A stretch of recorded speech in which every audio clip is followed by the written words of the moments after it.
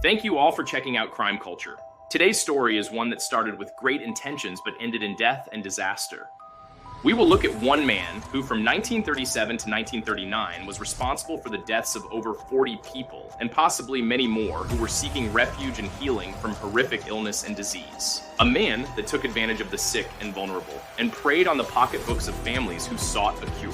As we unravel this story, we will have to travel back to where it all began, high in the Ozark Mountains of northern Arkansas in 1886, at a place where history, mystery, and tragedy all intertwine inside the walls of what is now one of America's most haunted hotels. Be sure you stick around to the end of today's story to hear my personal haunting experience that took place at this hotel many years ago. But before we get into today's story, if you're a fan of the morbid and mysterious, go ahead and fist bump that like button, hit subscribe, and turn on all post notifications. It truly helps my channel grow and allows me to keep bringing you haunting stories just like the one I am promising you today. All right, turn down the lights, settle in, and prepare yourself as we dive into today's story. The year is 1886, the Gilded Age. The railroads are expanding, fortunes are being made, and the wealthy elite are constantly in search of luxury and status. But this era is also known for rapidly spreading disease and illness. Illnesses like tuberculosis, cholera, and typhoid fever were spreading rapidly with no known cure in sight. In a time where the average life expectancy was only a staggering 40 years old, individuals of status and prestige were constantly on a search for ways to live a longer and healthier life. This led to a lot of families making the arduous trip to Eureka Springs, Arkansas, a town known for its mineral waters bubbling up from the Ozark hillsides that people claimed could cure almost anything: rheumatism, skin conditions, even tuberculosis. Thousands flocked to the little town, chasing hope, and more importantly, a cure in every glass of spring water. And so, the Crescent Hotel was born. Built in 1886 at a staggering cost of $294,000, a fortune at the time, the hotel was meant to be the crown jewel of the Ozarks. Its walls were carved from native limestone. Its interiors featured grand fireplaces, lavish ballrooms, and wide verandas that overlooked the lush, rolling mountains. A team of Irish stonemasons was even brought in to assist in the construction. Master craftsmen whose hands shaped every arch and column. The hotel rose up like a European castle, its towers cutting into the Arkansas sky. When it opened, the Crescent Hotel was the place to be. Politicians, industrialists, socialites, they all flocked to this hillside resort in hopes to get their hands on some of this town's miracle spring water. The grand opening of this hotel was something that this town, even the Midwest at the time, had never experienced before. Flowing ball gowns sweeping across polished floors, the sound of violins echoing through the ballroom, cigar smoke curling above gentlemen in tailored suits. It was a symbol of opulence and promise. But promise doesn't always last. Because within a decade, the Crescent Hotel began to fade. The Springs' healing reputation was fading too, branded as little more than superstition by advancing science. Guests dwindled. The expensive resort could not sustain itself. By the turn of the century, the Crescent stood as a shell of its former self.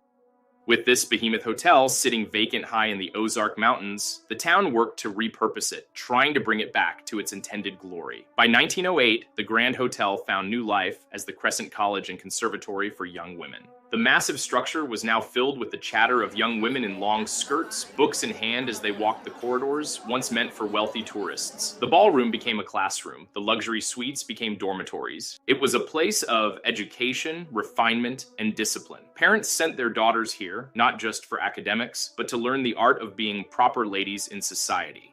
Yet, as with every chapter of the Crescent, whispers of tragedy followed. A student, it said, leapt from the balcony to her death. A teacher mysteriously vanished. Illnesses swept through the dormitories. Whether these tales were exaggerated or rooted in fact, they added to the hotel's aura of unease. The Crescent had shifted its purpose, but its walls seemed to hold on to something darker.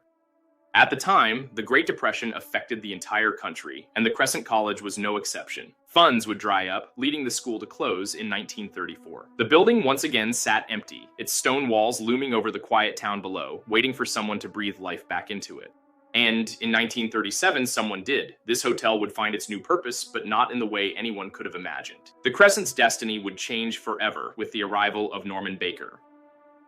If you lived in the Midwest during the 1920s and 30s, you might have heard his voice on the radio. Baker was a showman, a con artist with a knack for self-promotion. He wore flashy white suits, drove lavender cars, and surrounded himself with the aura of a genius. Though he was known to most as Dr. Norman Baker, he wasn't a doctor, he didn't even have a medical background, but he knew how to sell hope and sell himself as a healer.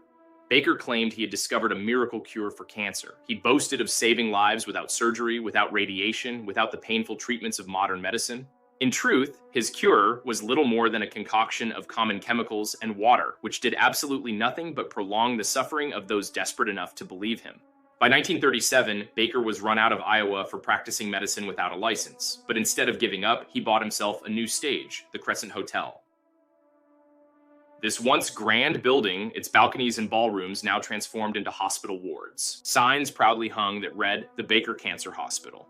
Once again, Eureka Springs became a town known for a cure. This time, though, the cure wasn't found in its mineral water, but within the walls of Dr. Baker's cancer hospital. Patients traveled from across the country, bringing their savings, their families, their final hopes, desperate to save the lives of their loved ones.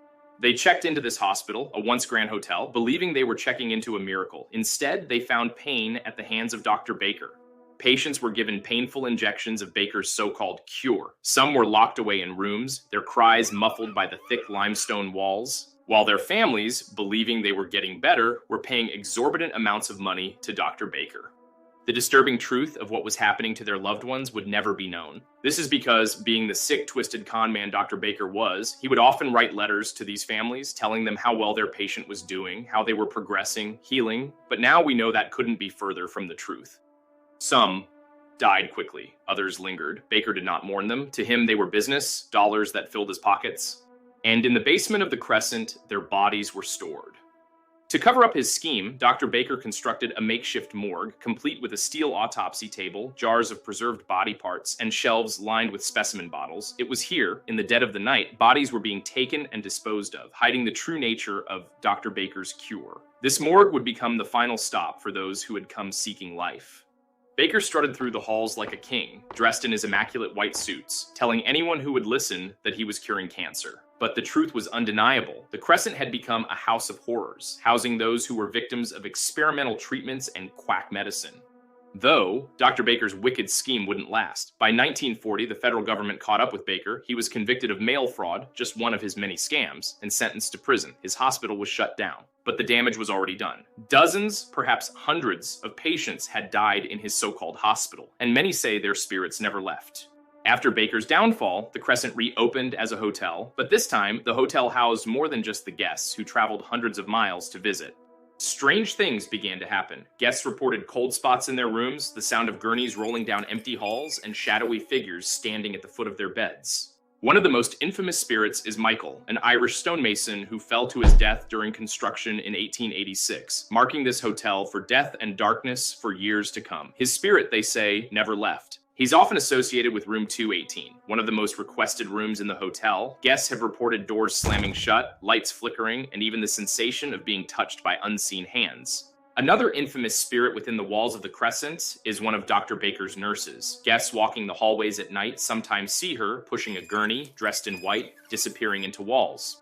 Though the basement morgue is perhaps the most chilling. Guides on the Crescent's ghost tours describe sudden drops in temperature, the sound of footsteps when no one is there, and even faces appearing in the stainless steel of the autopsy table. While others even report seeing Norman Baker himself, dressed in his signature suit, lurking near the lobby, as if he still owns the place. Every corner of the Crescent seems to carry a story. A Victorian woman drifting through the gardens, whispers in empty rooms, footsteps echoing in the dead of night. The stories are endless.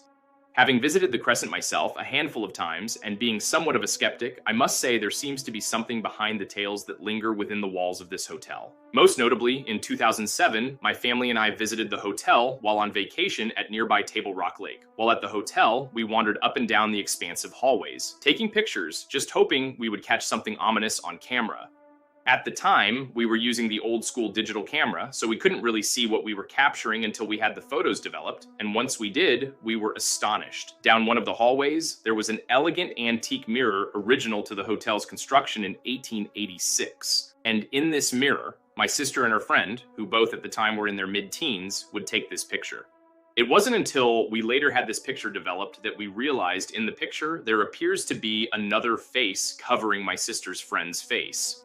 A chilling experience that left us with our own ghost story to tell, one that further adds to the lure and mystery behind this hotel.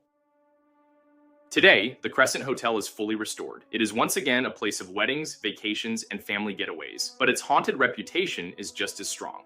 It proudly calls itself America's most haunted hotel. Guests come from across the world, not just to enjoy the views of the Ozarks, but to walk the halls and stay in the rooms where history and the supernatural collide. The hotel offers nightly ghost tours, leading brave visitors through the morgue, the hallways, and the infamous room 218. Paranormal investigators flock to the Crescent with their cameras and recorders, hoping to capture proof of the other side. And apparently, many do. Photographs reveal strange orbs. Recordings capture voices whispering in the darkness. Guests leave with stories they swear are true. For some, the Crescent Hotel is simply a beautiful piece of history and architecture. For others, it is a living reminder of the lives lost within its walls. But for everyone who enters, one question lingers. Are there more than just tourists staying at this hotel, tucked high in the Ozark Mountains? The Crescent Hotel has been many things: a grand resort, a college, a fraudulent hospital, and now a tourist destination. But it has always been one thing above all else, a place where stories refuse to die.